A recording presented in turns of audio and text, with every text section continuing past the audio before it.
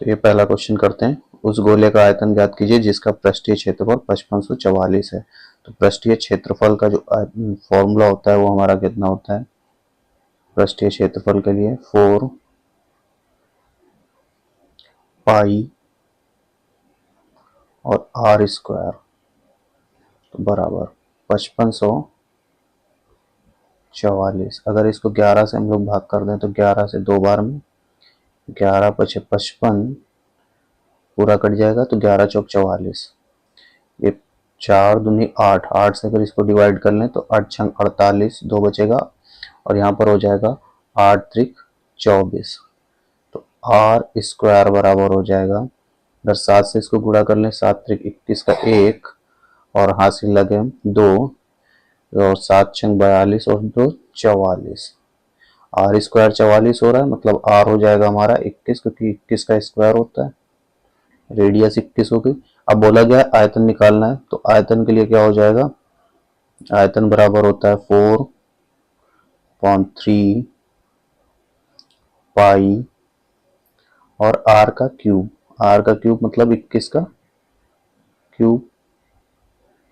तो एक बार 7 त्रिक 21 से ये 21 कट जाएगा। अब अगर हम ये लोग यहाँ पर देखें यूनिट डिजिट, तो यूनिट डिजिट कितना आएगा, 1 कम 1, 1 दूनी 2, 2 चौके 8। और यूनिट डिजिट 2 ऑप्शन में आ रहा है, मतलब बी ऑप्शन और डी ऑप्शन तो हम ऐसे ही कट कर सकते हैं।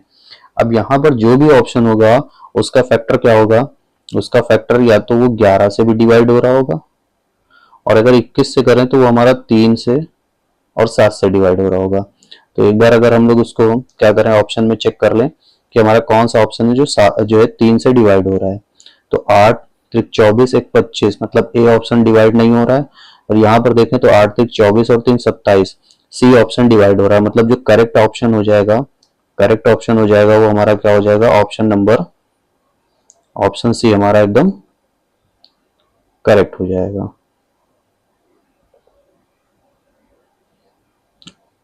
अगले क्वेश्चन पर आते हैं हम लोग। अगला क्वेश्चन, क्वेश्चन नंबर 2। दो क्रमागत विषम संख्याओं का गुणनफल 1155 है। x को दो संख्याओं में छोटी संख्या मानते हुए स्थिति को दर्शाना है कि समीकरण के रूप में कौन सा व्यक्त करेगा। तो जब भी बोला गया कि x हमारी छोटी संख्या होगी, ठीक है, तो छोटी संख्या अगर हमारी x होगी तो क्रमागत संख्या में बड़ी जो क्रमागत संख्या हो जाएगी वो कितनी हो जाएगी, x+2 हो जाएगी। क्योंकि जो हमारी क्रमागत संख्या होती है, अगर पहली जो है हम लोग मान लेते हैं कि पहली 3 है तो अगली 5 होगी, यानी 2 के अंतर पर होती है। तो इसलिए हमने एक x मान ली छोटी संख्या और x+2 बड़ी संख्या मान ली। इन दोनों का गुणनफल 1121 है, यानी x और x+2 बराबर दिया हुआ है यहाँ पर 1155 है। तो अगर मल्टीप्लाई कर लें तो x² प्लस 2x और इसको इधर ट्रांसपोज कर दें तो -1155 बराबर 0 हो जाएगा। तो कौन सा समीकरण से इसको सही से दर्शा रहा है, ऑप्शन सी बिल्कुल करेक्ट हो जाएगा। तो चलिए अगले क्वेश्चन पर हम लोग आते हैं। इसके बाद में अगला क्वेश्चन हमारा नेक्स्ट क्वेश्चन है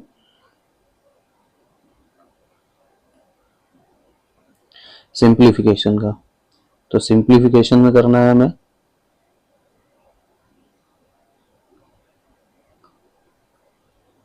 तो इसमें हम लोग अगर बॉडमास रूल से हम लोग सिंप्लीफाई कर लेंगे। तो सबसे पहले क्या होता है, हमारा ब्रैकेट वाले सॉल्व करने होते हैं। तो 11 माइनस 7 हो जाएगा 4, और यहाँ पर अगर ब्रैकेट सॉल्व कर लें तो फिर क्या करेंगे, ऑफ को सॉल्व करेंगे। तो 7 तक 21, 21 माइनस 12, 21 माइनस 12 कर देंगे तो ये हमारा 9 बचेगा। तो अब हमारा क्या हो जाएगा, 18 भागे 9 गुणे 9 और गुणे 4। तो इसको डिवाइड कर लेंगे, 18 से 2 बार में डिवाइड हो जाएगा। अब हमारा पूरा गुणे क्या करना है, 2 गुणे 9 गुणे 4। तो 9 दूनी 18, 18 चौक 72, ऑप्शन नंबर सी करेक्ट हो जाएगा। अगले क्वेश्चन पर आते हैं हम लोग। अगला क्वेश्चन ये रहा हमारा कि दो संख्याओं का लघुत्तम समापवर्त 416 है और महत्तम समापवर्त 2 है तथा इन संख्याओं का अनुपात 13:16 है, तो दोनों में से बड़ी संख्या ज्ञात कीजिए। तो देखिए HCF जब भी हम लोग लेते हैं तो HCF हमारा क्या होता है, जो भी कॉमन मिल रहा होता है वही होता है। तो अगर HCF 2 है तो संख्याएं क्या रही होंगी, संख्याएं हमारी क्या रही होंगी, 2x और 2y। यहाँ पर अगर 2 से 2 अगर हम लोग डिवाइड कर देंगे तो रेशियो x और y आ जाएगा, यानी ये संख्याओं का ही रेशियो आ रहा होगा। तो बड़ी संख्या जब पूछी गई है तो यहाँ पर जो बड़ी संख्या है, बड़ी संख्या क्या हो जाएगी हमारी 2 गुणे 16, यानी 16 दूना 32 हो जाएगा। ऑप्शन सी करेक्ट हो जाएगा। अच्छा, अब तक सभी क्वेश्चन में ऑप्शन सी ही करेक्ट हो रहा है। अगला क्वेश्चन देखते हैं, क्वेश्चन नंबर 6। एक्स का वह न्यूनतम मान ज्ञात कीजिए जिसमें संख्याएं 47, 82, 65, 47 और 5x और 25, 48, 14, 59 और x का योग 8 से विभाजित हो रहा है। तो 8 की जो भाजकता होती है या 8 की जो डिविजिबिलिटी होती है वो क्या होती है कि अंतिम 3 अंक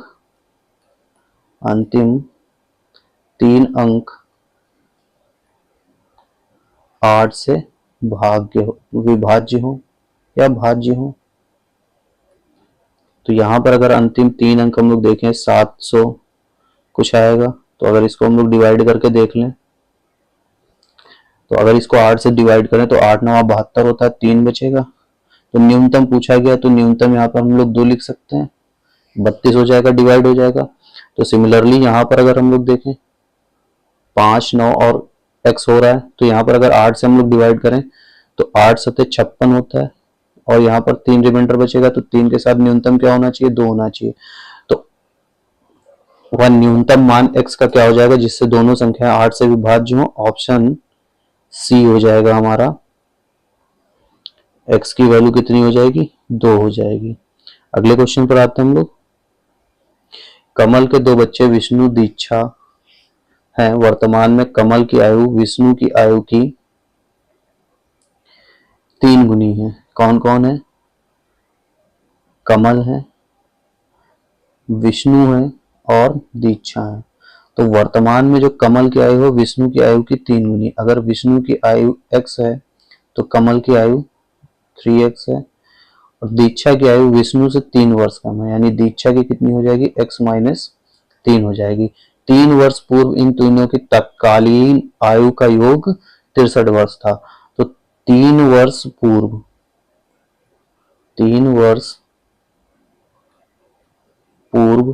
आयु क्या रही होगी, 3 वर्ष पूर्व इनकी आयु रही होगी 3x माइनस 3, विष्णु की रही होगी x माइनस 3, दीक्षा की रही होगी x माइनस 3 माइनस 3 यानी x माइनस 6।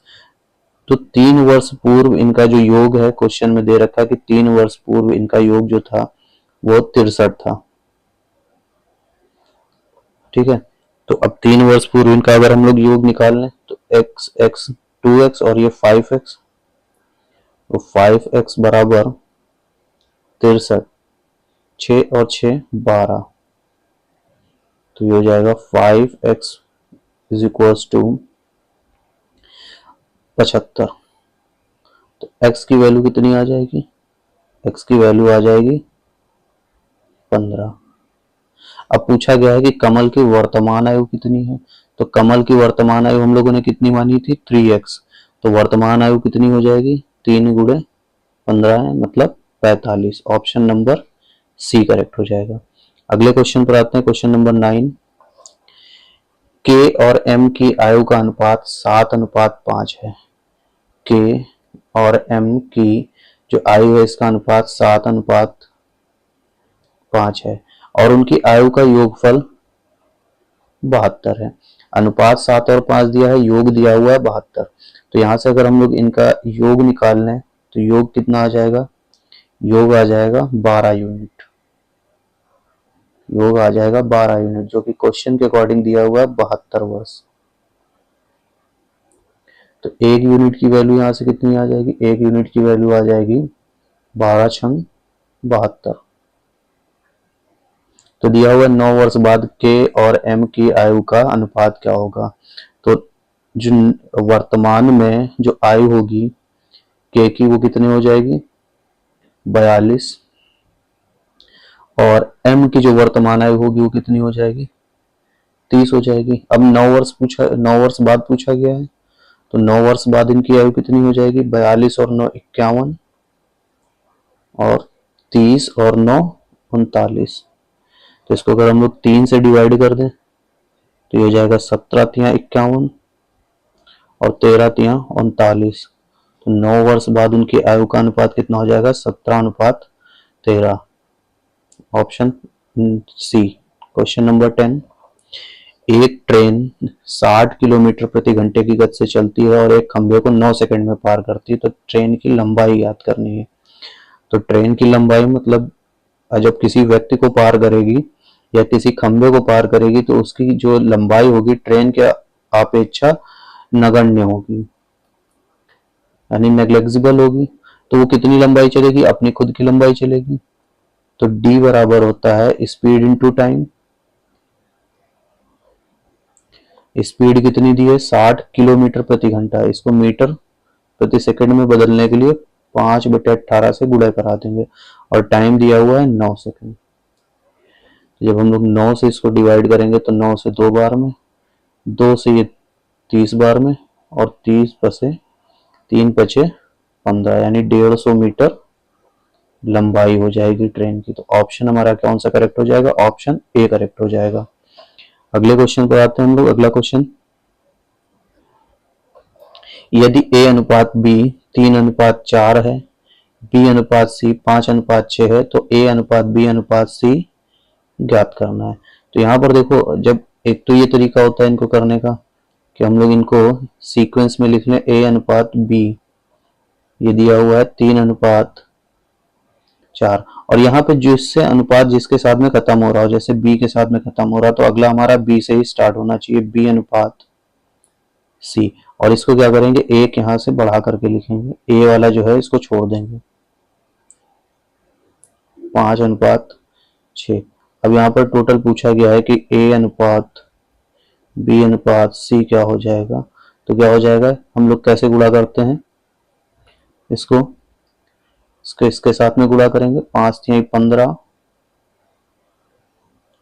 4×5=20 और 4×6=24। तो ये आ जाएगा हमारा A अनुपात B अनुपात C। Option number C correct हो जाएगा।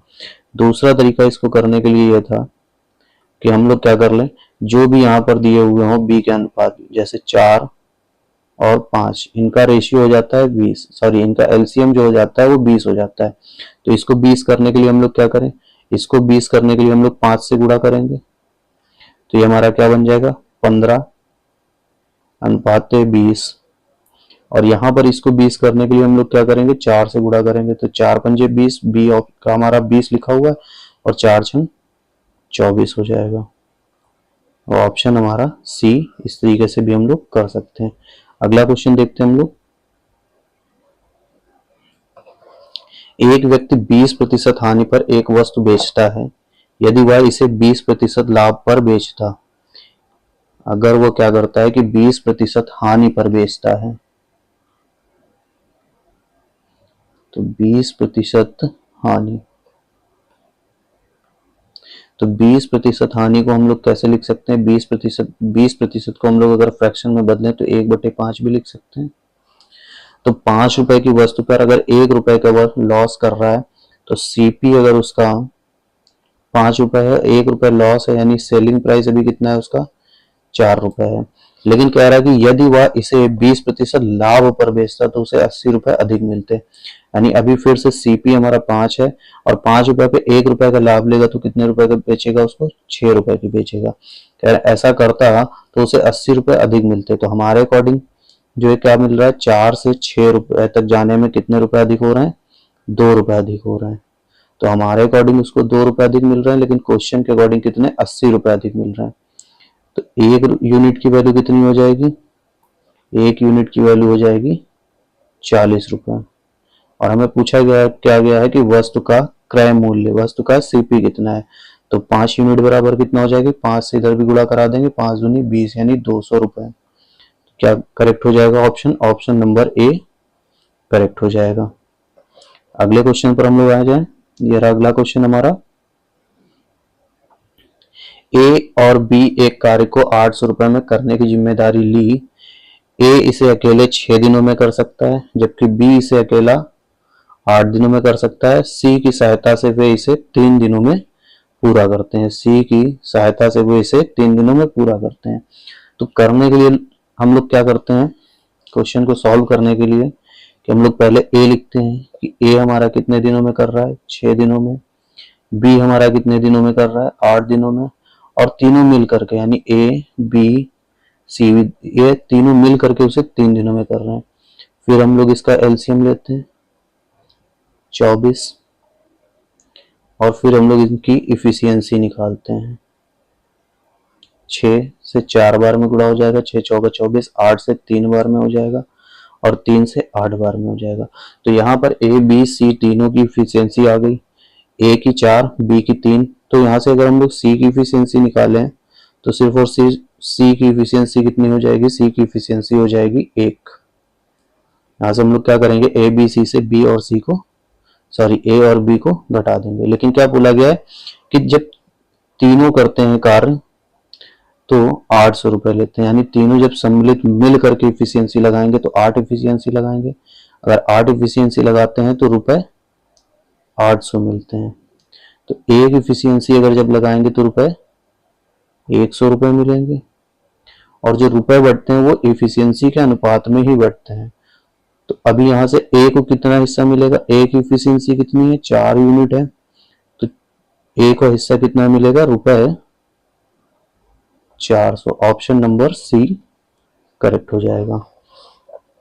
अब इसको हम लोग करने के लिए ये भी कर सकते थे कि डायरेक्ट हम लोग यहाँ पर इसका एलसीएम हम लोग ऐसे ना लिख करके ये भी तो लिख सकते थे कि ए की एफिशिएंसी, ए 6 दिन में कर रहा है, बी 8 दिनों में कर रहा है और ए सी की सहायता से इसे 3 दिनों में कर रहे हैं। तो डायरेक्ट हम लोग इसकी एफिशिएंसी 24 लिख सकते थे कुल कार्य। तो ए की एफिशिएंसी यहाँ से कितनी आ जाती, 4 ए के लिए, और 3 आ जाती बी के लिए, और ए बी सी साथ जब करते हैं तो 8 आ जाती। तो ये पोर्शन लिखने की हम लोगों को जरूरत नहीं होती है।